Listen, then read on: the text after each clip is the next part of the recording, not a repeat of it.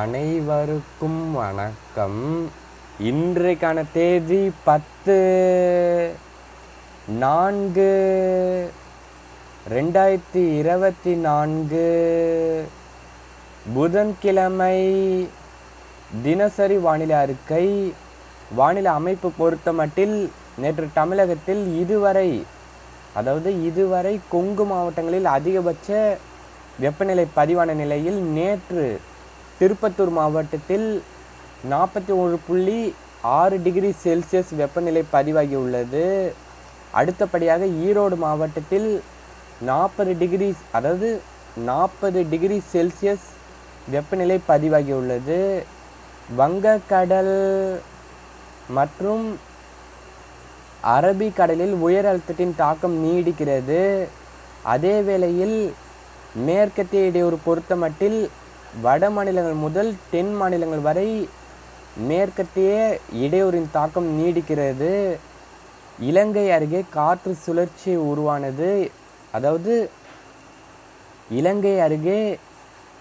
சுழற்சி உருவானது. இன்றைய விட நாளை தீவிரமடைந்து மேற்கு நோக்கி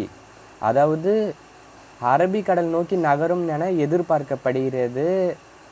வானிலை எதிர்பார்ப்புகள் பொறுத்தமட்டில் அடுத்த 24 மணி நேரத்தில் தமிழகம் மற்றும் புதுச்சேரியில் பெரும்பாலும் வறண்ட வானிலை நிலவக்கூடும்.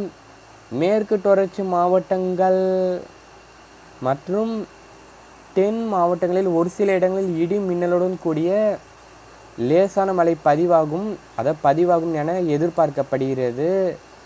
நாளை முதல் தமிழகத்தில் இடிமழை தொடங்கும் என எதிர்பார்க்கப்படுகிறது.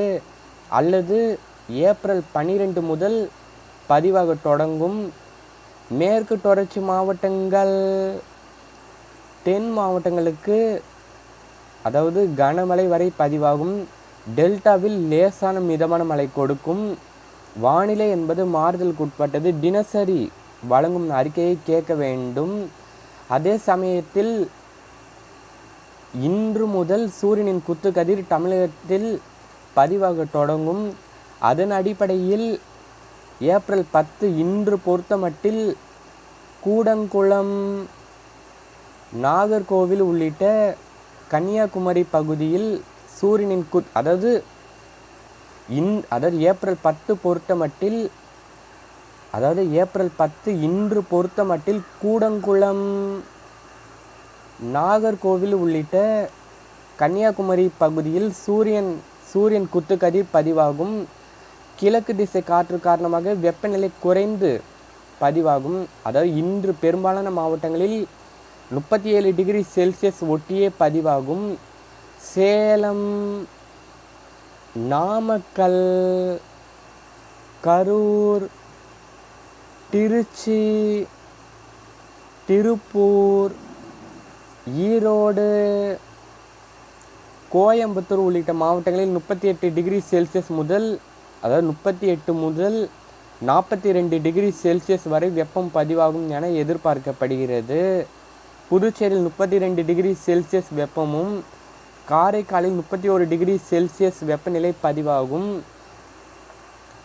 வரும் ஏப்ரல் 13 முதல் மேற்கத்திய இடையூறு தீவிரமடையும். மிக கனமழை வரை பதிவாகும்.